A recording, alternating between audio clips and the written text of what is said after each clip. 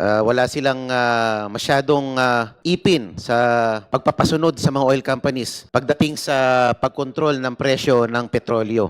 She was able to put a price freeze on the petroleum products. Ito, global problem, and President Marcos has already declared a national energy emergency. Bakit hindi niya magawa itong price freeze na ginawa ni President Arroyo nung panahon ni President Arroyo? Bakit hindi niya gayahin ito? Earlier during the morning session, I have been hearing the remarks of the Energy Secretary Sharon Garin that their duty as DOE SAR has been reduced to just monitoring the oil companies. Wala silang masyadong ipin sa pagpapasunod sa mga oil companies pagdating sa pagkontrol ng presyo ng petrolyo. Because of the Oil Industry Deregulation Law or the RA 8479, sabi nila our hands are tied to just monitoring the oil companies. Kaya lang, if you will look closer to the law, there's a specific provision, Chapter 4, subsection E of the RA 8479 that states, in times of national emergency, when the public interest so requires, the DOE, during emergency and under reasonable terms, may temporarily take over or direct the operation of any person or entity engaged in the industry. I think, Mr. Chair, this provision has not been fully maximized by the agency.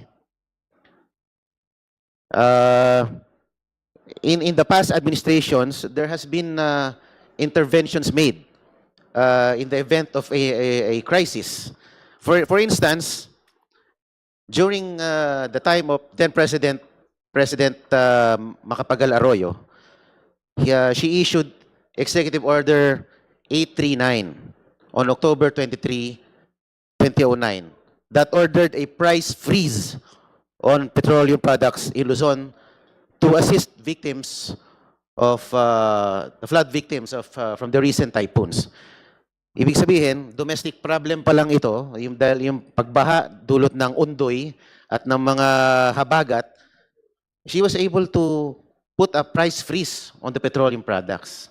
Ito, global problem, and President Marcos has already declared a national energy emergency. Bakit hindi niya magawa itong price freeze na ginawa ni President Arroyo nung panahon ni President Arroyo? Bakit hindi niya gayahin ito?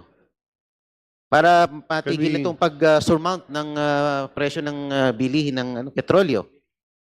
Can we hear from the Department of Energy?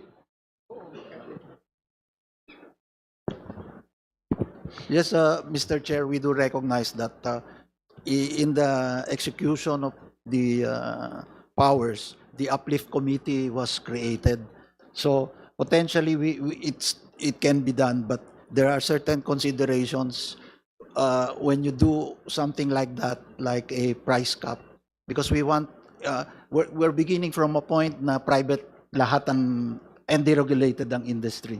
So pag you do this price cap, if you will look at the spread ng prices, malaki yung spread na dun yung iba-iba yung cost ng ibang companies, kaya hindi iisa ang presyo sa pump. Pag kinap mo, ang normal reaction, yung mga nandito sa baba, hahabulin nila yung cap. So baka magkaroon pa ng reverse effect na hindi mo gusto naman mangyari. No? So yun ang isang nung price cap. Yung isa naman na tinitingnan din is price freeze.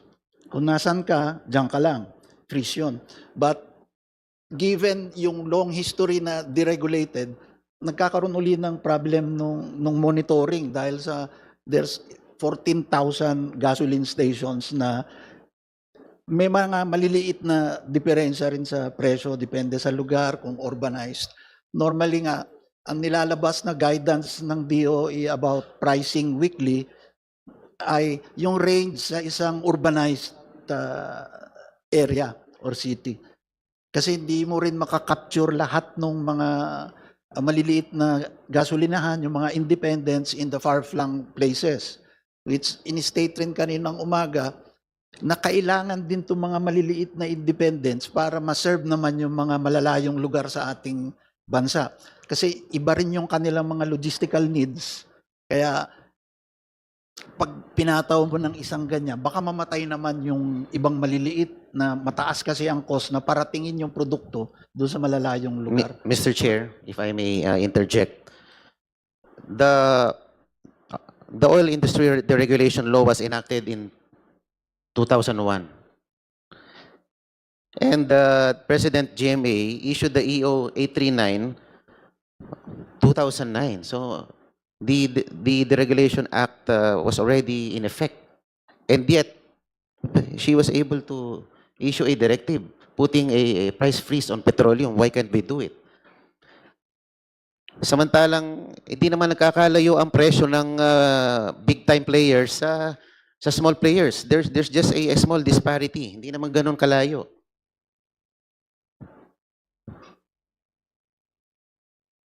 And if I may refresh the memory, it was the DOE and the DOJ who led the task force in enforcing this order by then President Arroyo. So pwede niyo naman gayahin lang ito eh. No, hindi na makaya ng mga ordinary consuming public tong pagragasa ng presyo ng petrolyo dito sa ating bansa. And if I may, May we hear from the Department of Energy, please? Categorically answer the question. So if you are averse to any price freeze, and clearly there is a justification for it, you've already stated it, you tell us so that you stop beating around the bush. Yes, sir. At this time, given the circumstances, we do not think that it's helpful at this time to institute that price freeze or price cap. Because ultimately what will happen is people will not sell. Yes, sir. And you will have a supply issue, A real supply. which is a worse problem. Yes, sir. Meaning there are two problems. You have supply, but it's very, very expensive. It's inflationary. Or you have a problem where it is cheap, but no one is selling at that price. So it is your position that you'd rather have a problem that you have high priced but available rather than low priced, but it is not available in the market. Am I correct? Yes, sir. That's Because it will bring about jeepneys not plying their routes because there's no gas. sir. Power generating Shutting facilities shutting down, correct? Yes, sir. Yes, what other reason? Mr. Chair, just for the record, numbers na lang ho. Before the conflict started in February 27, the higher end of the diesel price, pump price, is around 65 pesos. At this point in time, we use the MAPS price, which is now the selling price, the price discovered in Singapore. Even the landed cost is already at 120 pesos. And to add there would be 6 pesos for excise tax, and the VAT to have increased also to around 18 pesos. So, andyan pa ho yung CME, mandato din ho ng isang batas yan, adding around 4 pesos, you end up around 164 pesos. And there's no magic in the number. Mahirap po talagang... If I just may interrupt you, just in support of Congressman Marcoleta's position, is that did we have that debilitating effect when in fact former President GMA did the supposed price capping in 2008? We have to search that back again. But if we remember right, that was withdrawn, Mr. Chair, because there was a case filed in court. But we will search on that. So we will be accurate. it was not withdrawn. It was temporarily lifted kasi natapos na yung problema sa typhoon. But please give us the right information because it's also a very valid point. Please proceed, Congressman. There is an interjection. Yes, Congressman Mr. Sunday. Chairman, just to refresh everyone's memory, when the price freeze was ordered by then former President GMA, it covered LPG and kerosene. It did not cover gasoline and diesel because LPG and kerosene are lumped as basic commodities. Yes. Thank you for that. Thank you for that information. That's precisely why there is a proposed amendment to include also liquid gas, meaning gasoline and petroleum, as part of the price act. Go ahead, Congressman Marcoleta. As a follow-up question, yung pong Brent crude oil futures is now stabilizing and has not exceeded the 2022 peak of $120 per barrel. Ngayon, nasa $80 to $90 per barrel na lang ang Brent crude. Pero ang mga pump price sa gasolinahan ay mas mataas pa sa 2022 levels. So could you explain to us bakit ganun yung disparity? Mr. Chair, if we have to look at the demographics of the supply, the Asia-Pacific region is highly dependent on the Middle East. Almost 90% ng supply in the Asia-Pacific region galing talaga ng Middle East. In fact, ang record natin sa global Platts in 2025, it's around 87%. So nang masaraho yung Middle East, ang nagkagulo talaga yung ating area, yung China, South Korea, Japan, kasama na ho din yan ng India, so Singapore. So tayo ho. But in short, the remaining ano lang ho doon, probably a few of the volumes goes to Europe. Kaya yung Brent price, which is the price index for Europe, has not moved so as much as the movement in the MAPS in Singapore, which is the trading hub, which is also has been the established price index for the Asia-Pacific region. Kaya gumalaw talaga yung MAPS kasi yun ang tinamaan ng Middle East oil tayo talaga but in case of Russia, Ukraine, for example before, talagang from 15 US dollar per MMBTU in LNG. Kasi Russia, napakalakas ho yung supply ng LNG nila or gas to Europe. Umabot rin sila ng 85 US dollar per MMBTU on the Ukraine crisis. Kasi sila ho ang tinamaan. Pero dito sa atin, hindi ho masyado. Kasi ano tayo Middle East pa rin tayo, Qatar, Australia. So talagang mayroon hong effect yung demographic dahil nasanay tayo sa Middle East, biglang nagsara. Kaya ang mga floating na nandun, kasi nung March, nandun pa yung nakalabas na mga oil from the Middle East. Mga 1 month ho natin nagamit yun, kaya naging sufficient pa rin ang supply natin. But this has been added with, yung sinasabi ni Secretary before, it used to be like $5 ang premium per barrel, premium. But now it has gone up to 64. Aside from the fact na umingkrease ho yung MAPS price from $90 per barrel before the conflict, diesel po to $257 per barrel. Umakyat ng MAPS, umakyat pa ang premium from 5 to 64. So talagang double whammy po ang nangyari sa atin. Because the demographics of our supply is heavily reliant with the Middle East source of crude oil. So, ang ibig niyo po sabihin, Asia, particularly Southeast Asia, is dependent on oil importation from Arab countries. Last week, I was in Japan to meet some leaders, Filipino community.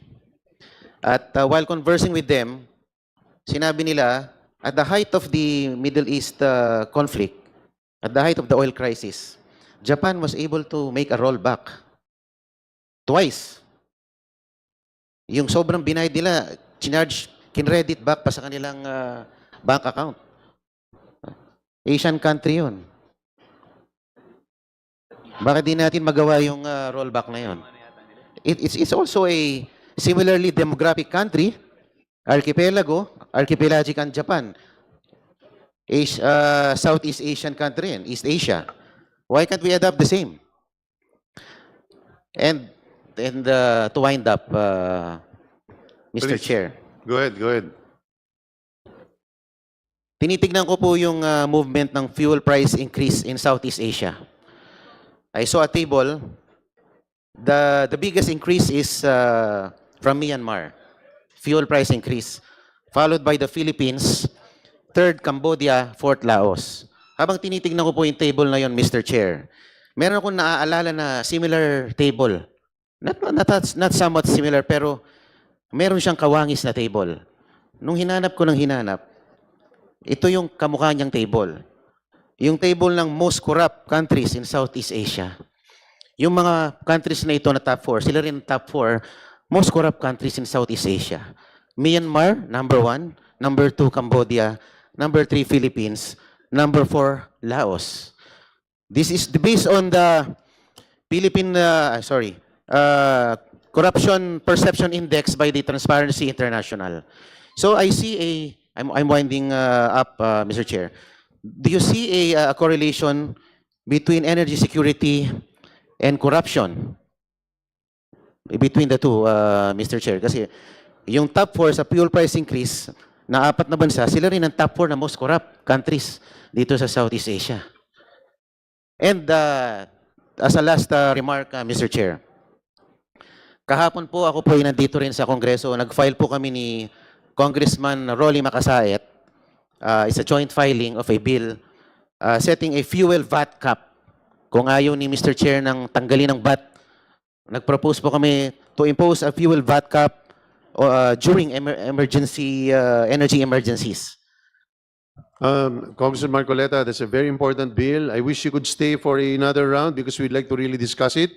I think it's critical that we be able to discuss it because I think it's something worth discussing in reality. Opo. But I hope you can still stay. Just to describe it briefly, it's putting a cap on the VAT and make it stay within the pre-crisis rates. Yun lang pong ang layunin po ng aming panukalang batas at sana po ay makonsidera ng Ways and Means Committee. Maraming salamat po. Yan po ay ating ikinoconsider. In fact, hindi lang kayo, meron pang dalawang subsequent na nag-file patungkol doon. Maraming salamat Thank you po. to the better-looking Marcoleta in Congress. Thank you Nako. very much. Magagalit si Daddy. Thank you po, thank you po. Wag mo na ikwento. We now